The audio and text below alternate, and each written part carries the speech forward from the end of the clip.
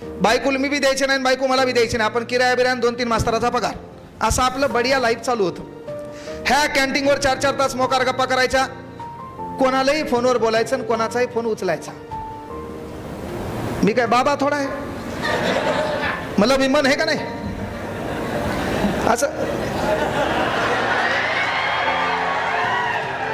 त्याला आता कळालं, आबा हे बी आपल्यासारखंच आहे म्हणले,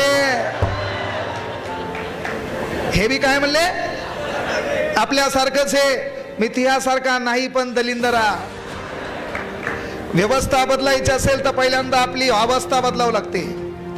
आपल्याला परिवर्तन करायचं, ते परिवर्तन करताना पहिल्यांदा आपल्याला आपल्या गरिबीची लाज वाटली पाहिजे, आपल्या गरिबीचा आपल्याला राग आला पाहिजे।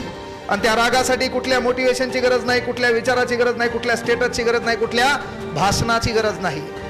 गावामध्ये आपण जीवन जगत असताना एखादा सरपंच आहे, त्या सरपंचाच्या बायकोनं घातलेली नेसलेली साडी आहे आणि तेच